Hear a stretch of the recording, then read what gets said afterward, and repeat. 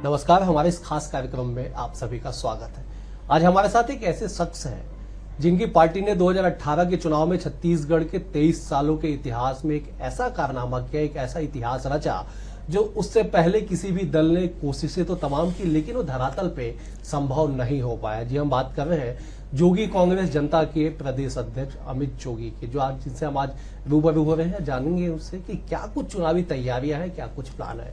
अमित जी, बहुत स्वागत है आपका हमारे इस खास कार्यक्रम में। बहुत बहुत धन्यवाद। इतिहास जोगी कांग्रेस ने रचा 2018 में, अब भविष्य क्या है? मेरा जो मिशन है, मेरा जो विजन है, जो जोगी जी का अधूरा सपना था कि छत्तीसगढ़ में एक ऐसी सरकार बने जिसका संचालन दिल्ली से नहीं बल्कि छत्तीसगढ़ की जनता खुद करे, ऐसी सरकार बनाए। छत्तीसगढ़िया सबले बढ़िया उन्होंने नारा दिया था। वो मिशन मुझे पूरा करना है।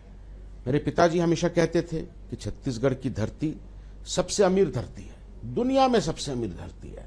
यहाँ कोयला है, लोहा है, सोना है, हीरा है, बड़े बड़े जंगल हैं, सीमेंट है, लेकिन आज भी देश के सबसे ज्यादा गरीब यहीं छत्तीसगढ़ में है।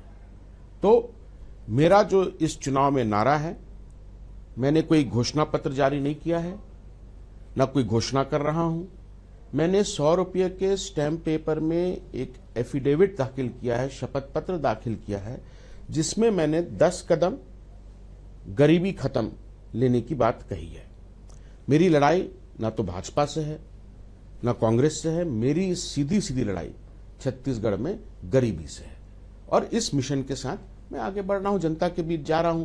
पिछले 45 दिनों में मैंने 45 विधानसभाओं में जनसभाएं करी हैं, कार्यकर्ता सम्मेलन करे हैं, और जो प्यार लोग मेरे पिताजी को देते थे, उनको देखने आते थे, सुनने आते थे, वही प्यार आज उनके बेटे को भी मिल रहा है। आपने कहा कि मुझे ना बीजेपी से मतलब है ना कांग्रेस, लेकिन बड़ा एक राजनीति में देखने को मिल रहा है कि बीजेपी कहती है कि आप कांग्रेस की बी टीम है, कांग्रेस कहती है आप बीजेपी के बी टीम है। तो ये बी टीम ही रहेंगे कि ए होंगे कभी? मैं ना ए टीम हूं ना बी टीम हूं, मैं तो सी टीम हूं, छत्तीसगढ़ की टीम हूं। और मैंने कई बार बोला है, 1000 बार बोला है, एनडीए के साथ हमारा डीएनए कभी मेल नहीं खा सकता। इस जन्म में नहीं, 7 और जन्म भी लूंगा तो एनडीए के साथ तो हमारा कोई मेल नहीं हो सकता। हाँ, आई प्रिफर, मैंने कई बार कहा कि मैं एक बुरी कांग्रेस की सरकार पसंद करूंगा बनिस्बत की एक अच्छी भाजपा की सरकार। तो अब ए टीम किसकी हूं, बी टीम किसकी हूं, वो अलग बात है, पर जो मेरी आइडियोलॉजी है, जो सिद्धांत है, जिसमें मेरी परवरिश हुई है, वो सबको दिख रहा है। कैसा रिस्पांस मिल रहा है जनता का? आपने कहा कि 45 दिन में 45 विधानसभा, कुल टोटल 90 विधानसभा, 45 तो बहुमत के लिए चाहिए, आप उत्तर घूम चुके हैं 45 तक। कैसा रिस्पांस मिल रहा है? जबरदस्त रिस्पांस मिल रहा है। बीजेपी वाले भी कार्यक्रम करते हैं, कांग्रेस वाले भी कार्यक्रम करते हैं, वो तो सरकारी कार्यक्रम कर रहे थे अभी तक, उनसे ज्यादा लोग आ रहे हैं। और जो लोग ये सोचते थे कि जोगी जी मर गए हैं, आज उनका भ्रम भी टूट गया है। हर जगह जो लोग आ रहे हैं, उनके दिल में आप झांक के देखिएगा, जोगी आज भी जिंदा है। कैसे सपनों को पूरा करेंगे? टीम नहीं है आपके पास, लोगों का प्यार मिल रहा है, लोग आपके सभाओं में आ रहे हैं, कार्यक्रम में आ रहे हैं, लेकिन टीम, जो एक डेडिकेटेड टीम होता है एग्जीक्यूशन के लिए, वो टीम का अभाव दिखाई पड़ता है आपके साथ। मेरे साथ मैं कहूंगा कि बीजेपी और कांग्रेस से कहीं ज्यादा बेहतर टीम है। हम लोग तो 2003 के बाद लगातार विपक्ष में रहे। हमारे ऊपर ऑपरेशन पंजा चला, ऑपरेशन लोटस चला, कई नेता इधर से उधर गए, लेकिन अभी जो बचे हैं वो ऐसे कमिटेड, मोटिवेटेड लोग हैं। मैं आज दावे के साथ कह सकता हूं कि एक कांग्रेस का कार्यकर्ता, भाजपा का कार्यकर्ता, वो हमारे कार्यकर्ता से आधा भी नहीं है। कांग्रेस दावा कर रही है कि अब की बार 75 पार, फिर आप कहां एडजस्ट होते हैं? दावा करने का सबको अधिकार है, 75 क्यों, 90 ही बोल दें। पर मुझे पूरा विश्वास है इस बार हमारे बगैर कोई भी सरकार नहीं बनेगी। 2018 में ऐसी स्थितियां बनी, ऐसा लगा कि जोगी जी दिवंगत हो गए कि किंग मेकर होंगे, वो ऐसा लगा कि उनके बगैर सरकार नहीं बनेगी। ठीक उसी बातों को आप 5 साल बाद आप दोहरा रहे हैं।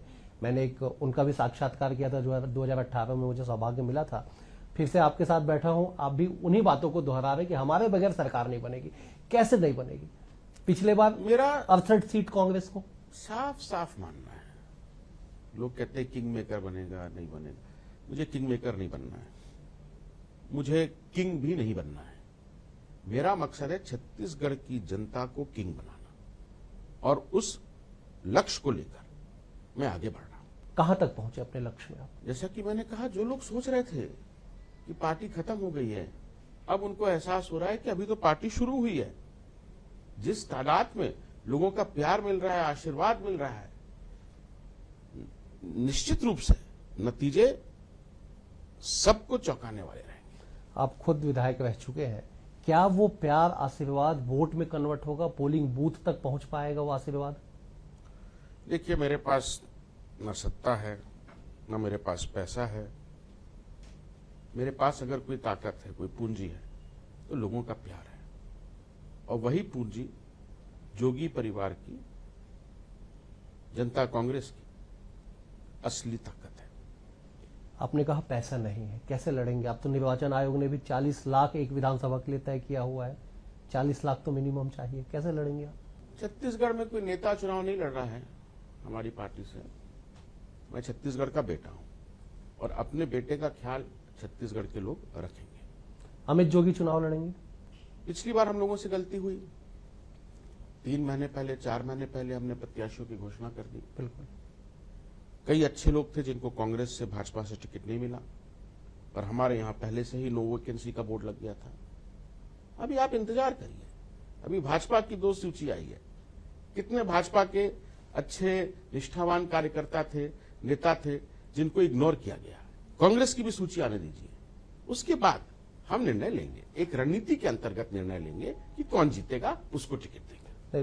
बीजेपी ने लगभग सारे नाम का घोषणा कर दिया है। 5 सीट उनके बचे हैं, वो भी संभवतः जल्द हो जाए। 85 सीट तो हो चुके हैं। कितने लोगों ने आपसे संपर्क किया? जो उनके नेता जो रूठे हैं, या फिर आप कह रहे हैं कि उन्हें टिकट नहीं मिला तो नाराज है, आपकी तरफ आस लगा के बैठे हुए हैं? जल्दी जल्दी सब कुछ स्पष्ट हो जाएगा। Last date of nomination first phase का तो 20 अक्टूबर ही है। जी, हमारी पूरी तैयारी है। मैं अभी बस्तर से ही आया हूं।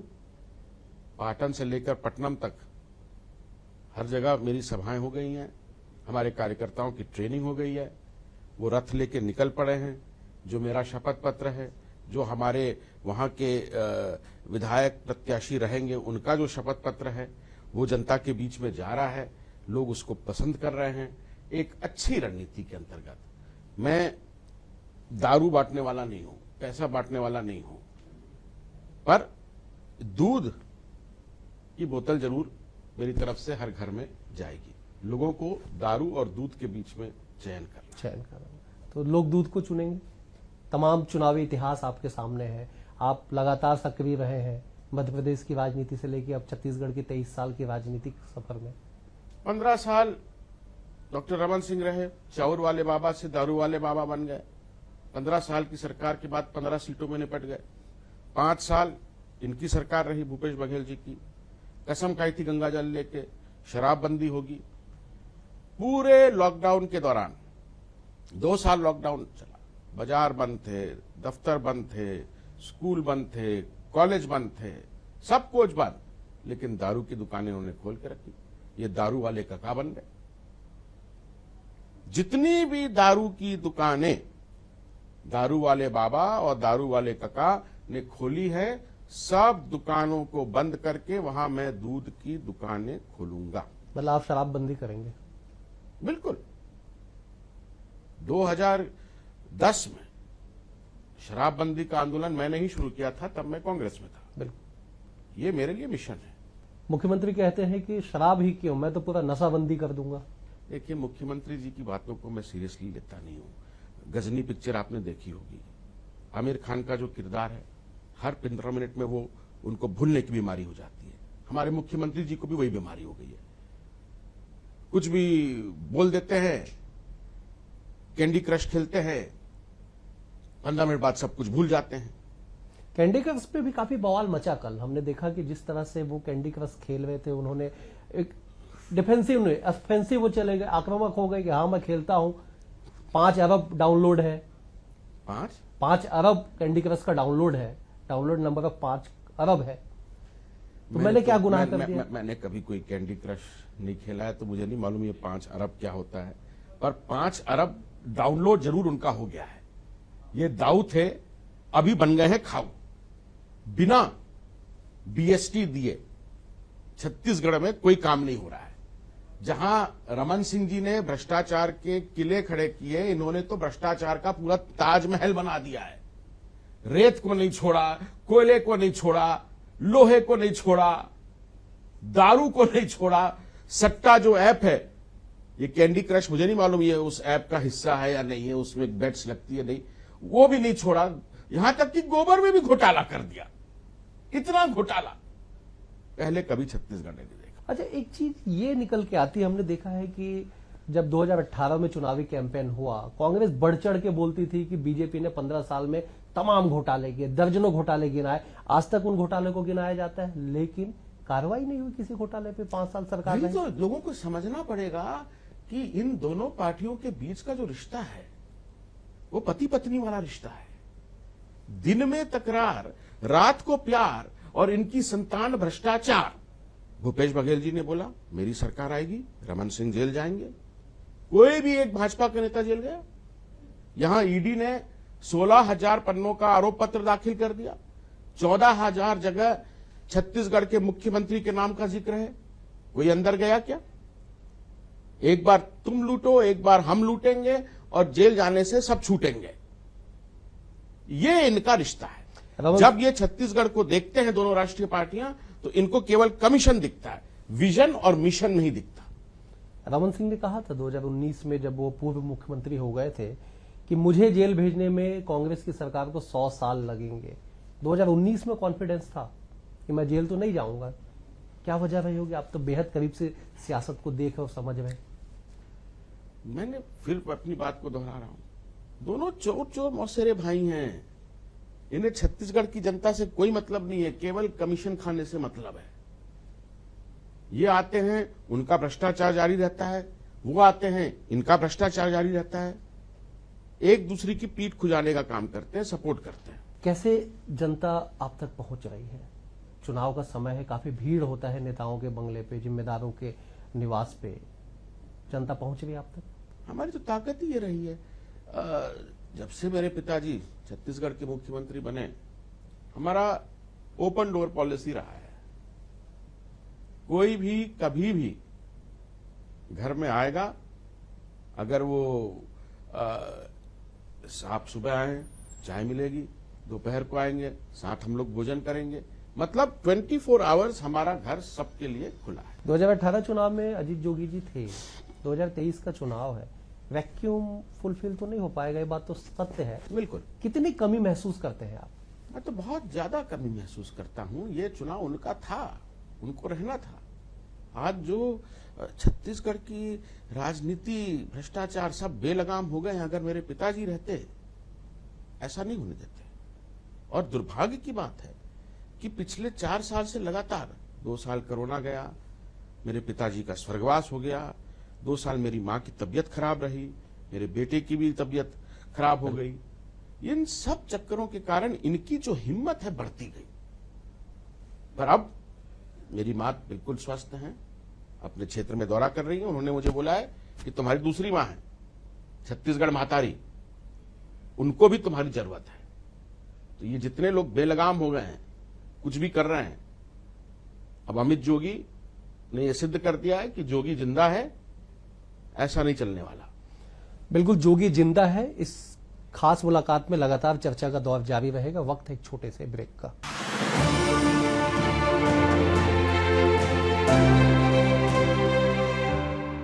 ब्रेक के बाद आप सभी का स्वागत है। अमित जोगी जी हमारे साथ लगातार बने हुए हैं, चर्चा जारी है। उन्होंने कह दिया कि जोगी अभी जिंदा है और चुनाव में इसका असर दिखाई पड़ेगा।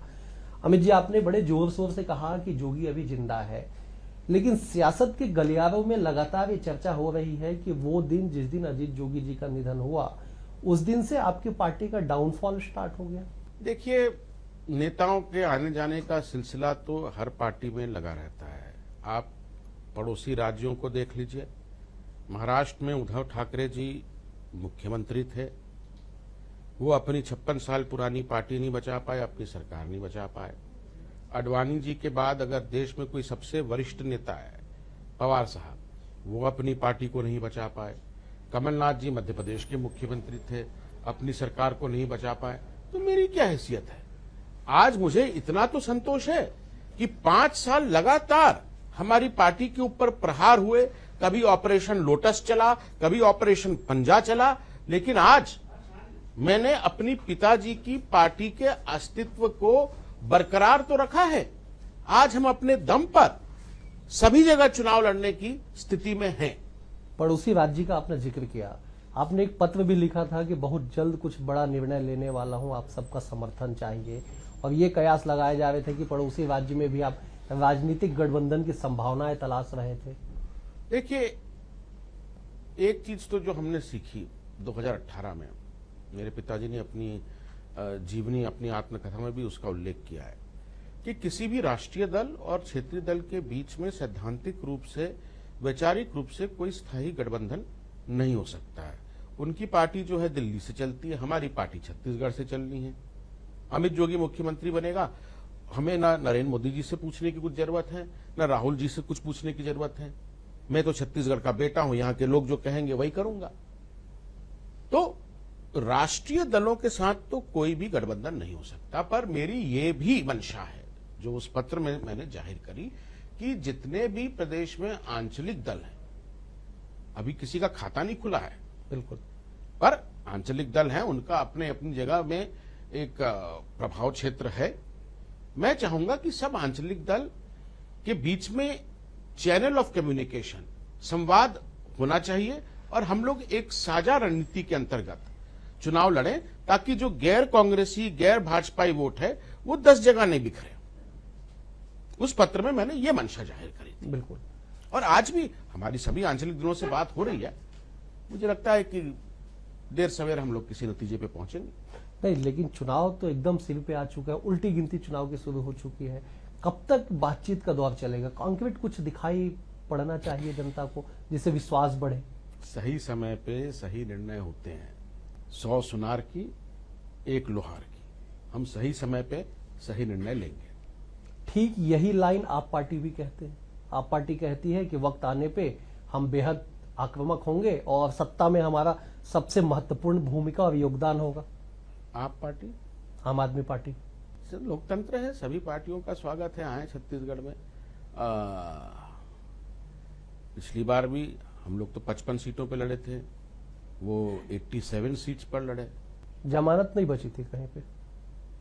नोटा से ज्यादा, नोटा से कम हम आदमी वोट पार्टी नहीं ले पाए, मतलब नोटा से कम ही रहे। तो बिल्कुल। वो मैं उनको, ठीक है, वो अपना करें। केजरीवाल जी लगातार आ रहे हैं, सारे संभागों का दौरा वो कर रहे हैं। यहाँ से डॉक्टर संदीप पाठक को राज्यसभा भेजा गया पंजाब के कोटे से।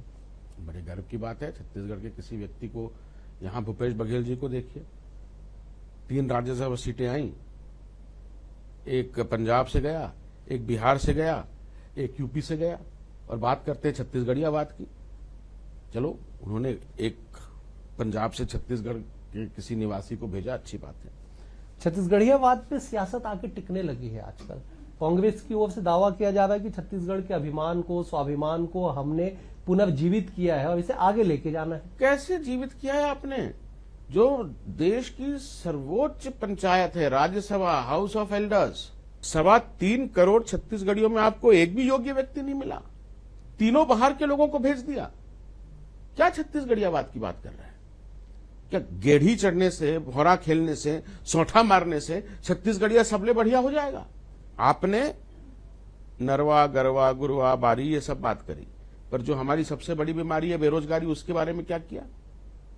डे 1 पे मेरी सरकार बनती है, कानून लागू हो जाएगा कि छत्तीसगढ़ में जितनी नौकरियां हैं, सरकारी, प्राइवेट, सब में 95% स्थानीय लोगों को आरक्षण देना पड़ेगा, नहीं तो वहां ताला लगा दूंगा। आपने कहा कि मुझे केंद्र से या नरेंद्र मोदी जी से कुछ पूछने की आवश्यकता नहीं पड़ेगी। आप विद्वान हैं, लॉयर हैं, आप फेडरल स्ट्रक्चर में तो बिना केंद्र के कैसे राज्य का पहिया आगे बढ़ेगा? संविधान में दायरा है, एक स्टेट लिस्ट है, एक सेंट्रल लिस्ट है, एक कंकरेंट लिस्ट है, सबके कार्यक्षेत्र बटे हुए हैं। स्टेट लिस्ट में जो विषय हैं वो स्टेट करेगा। यही कांग्रेस की सरकार कह रही है कि 5 साल हमको सहयोग नहीं मिला केंद्र से, हमारे कई हजार करोड़ अभी तक पेंडिंग है, अगर वो मिल जाते तो हम और बेहतर कर लेते। मोदी जी के सामने जब जाते हैं तो बोलती बंद हो जाती है, तारीफ करते हैं, पूरा सहयोग मिला, जितना हमने मांगा उससे दुगना मिला। ये करना पड़ा दिल्ली में उनके नेताओं को कि तुम लोग जब मोदी आएंगे तो जाना भी मत, क्योंकि जाओगे तो तारीफ ही करके आओगे। अरे मेरे पिताजी भी मुख्यमंत्री रहे, अटल जी तब प्राइम मिनिस्टर थे, 3 बार आए। पहली बार आए, हमने एनटीपीसी में सुपर थर्मल प्लांट मांगा, दूसरी बार आए रायपुर के लिए एम्स मांग लिया, तीसरी बार आए नगरनार के लिए जो स्टील प्लांट है वो मांग लिया। ये तो मांगते भी नहीं है, हां बयानबाजी चलती रहती है, पर मोदी के सामने इनकी बोलती बंद। और मैं तो दावे के साथ कह रहा हूं, आप आज नहीं तो कल ये बात सिद्ध हो जाएगी, भूपेश बघेल एकनाथ शिंदे बनेंगे, चुनाव के पहले या चुनाव के बाद। बेहद गंभीर बात कह रहे हैं आप। जी, बहुत गंभीरता से बोल रहा हूं। क्या आधार है इसका? आप चार्जशीट देखिए, हर जगह सीएम, हर जगह CM, highest political authority in the state, उनका नाम, उनकी जो सबसे करीबी सहयोगी हैं उनका नाम तो अंदर भी हैं, उनके बेटे का नाम, हर जगह इतना भ्रष्टाचार किया है। या तो ये भाजपा प्रवेश करेंगे या जेल प्रवेश करेंगे। और ऐसे में मुझे पूरा यकीन है, जिस प्रकार से मोदी जी के सामने ये कुछ बोलते नहीं है, ये एकनाथ शिंदे बनने वाले। ठीक है, आपकी पार्टी के विधायक भी आपका साथ छोड़ दिए, क्या स्थितियां बन गई? जबकि आप कह रहे हैं कि पार्टी हमारी बहुत ग्रो कर रही है, आगे बढ़ रही है, लोगों का प्यार मिल रहा है, विधायक भी आपका साथ छोड़ के बीजेपी चले गए, टिकट भी दे दिया गया वहां से। मैं तो बोल रहा हूं कि भाई हमारे ऊपर डे 1 से ऑपरेशन पंजा, ऑपरेशन लोटस चल रहा है, हमने कठोर कदम भी निकाले। ये विधायक कुछ छोड़े तो कुछ को हमने बाहर भी किया, बिल्कुल, क्योंकि पार्टी को हमें बचाना था। जोगी जी की ये जो खून पसीने की बनाई हुई पार्टी है, जिसको इतने कम समय में, कम संसाधन में जनता ने इतना प्यार दिया, आज वो मेरी पूंजी है और उसको मैंने सुरक्षित रखा है। ये मेरे लिए गर्व की बात है। जाति के मसले पे बेहद उलझे आप, जोगी जी ने भी सफर किया, आप भी किए, ऋचा जी ने भी सफर किया, एफआईआर तक लॉन्च हुआ। कैसे इस जंजाल से कैसे उभरेंगे? फिर से चुनावी समर में जाना है? न्यायपालिका में देखिए हमारा पूरा भरोसा है। कई बार ये मामले उठे, ये पहली बार नहीं है, बिल्कुल, ये 13वीं बार है। हर बार न्यायालय से हमें न्याय मिला है। समय लगता है, ये अनफॉर्चुनेट चीज है कि ये सब प्रक्रिया, और अभी 2 साल कोरोना आ गया तो और ज्यादा समय लग रहा है, पर मुझे पूरा यकीन है। और भूपेश बघेल जी से तो मैं कितनी बार पूछ चुका हूं, आपने बोला ठीक है मैं आदिवासी नहीं हूं, तो मेरी जाति क्या है मुझे बता तो दो आप। आज जब मैं चुनाव लड़ने जाऊंगा मुझे लिखना तो पड़ेगा जाति के आगे कुछ। बिल्कुल, आपने ये तो तय कर लिया, बिना मुझसे पूछे, बिना मेरा जवाब मांगे कुछ नहीं किया आपने, सारे कानून नियम तोड़ दिए, अकेले कुश्ती लड़ते रहे मरवाही में। मेरी जाति क्या है? क्या मैं मेरी पत्नी मंगल ग्रह से यहां आए हैं? कोई तो जाति होगी, बताइए क्या है जाति? इसी कारण लोग जानना चाह रहे हैं कि क्या आप सामान्य सीट पे जाएंगे? अमित जोगी को मेरा जो सीट है छत्तीसगढ़ की 90 विधानसभा मेरे लिए बराबर है। हर जगह मैं जाता हूं, मुख्यमंत्री की हैसियत से ये जाते हैं, पर इनकी पार्टी का और कोई नेता नहीं है जो हर जगह जाए और लोग उसको प्यार दे, उसको सुनने आए। न कोई मंत्री, बीजेपी में भी ऐसा कोई नेता नहीं है। मेरे लिए पूरी 90 विधानसभा मेरा घर है।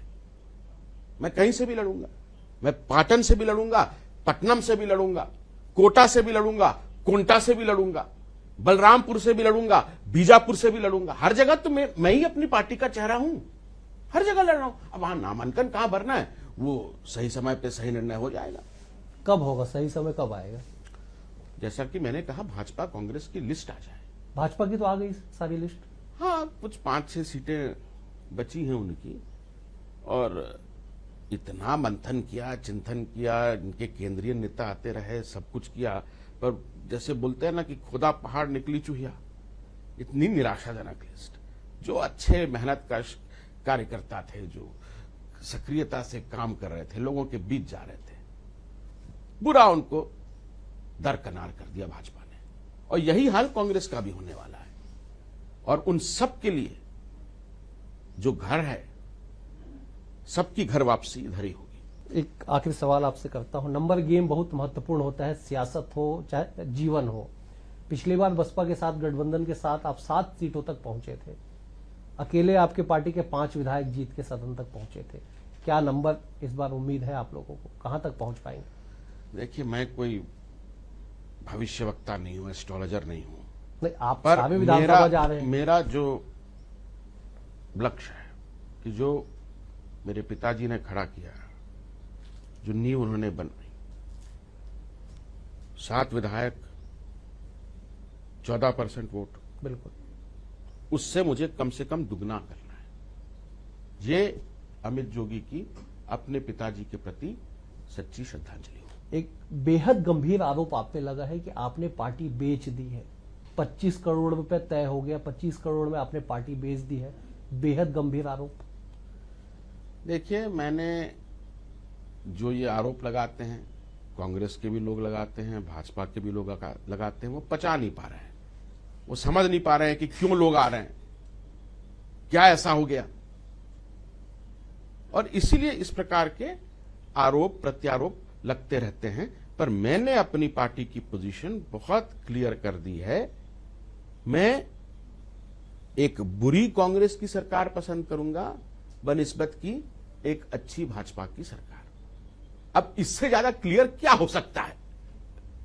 यह कहने के बाद भी क्या भाजपा मुझको कुछ देगी? कांग्रेस से तो कुछ मिलने की संभावना है नहीं जब तक भूपेश बघेल जी हैं। हमारी पार्टी को छत्तीसगढ़ की जनता चला रही है। हमें ना बीजेपी से कोई वास्ता है, ना हमें कांग्रेस से कोई वास्ता है। पूरी तरीके से तैयार है आप। कुल मिला के ये है कि जनता कांग्रेस इस बार तैयार है। अमित जोगी जी का सपना है कि अजीत जोगी ने जो ख्वाब देखा था, उस ख्वाब को धरातल पे उतारा जाए। जो संख्या इनके पास पिछले 2018 विधानसभा में थी, उससे कम से कम दोगुना तक पहुंचा जाए। बहरहाल जनता जनार्दन के पास निर्णय लेने का अधिकार है। 3 दिसंबर वो तारीख है, उस दिन तय होगी कि छत्तीसगढ़ के सियासत में किस तरह के रंग भरेंगे और किस तरह की तस्वीरें देखने को मिलेंगी। फिलहाल इस कार्यक्रम में इतना ही। नमस्कार।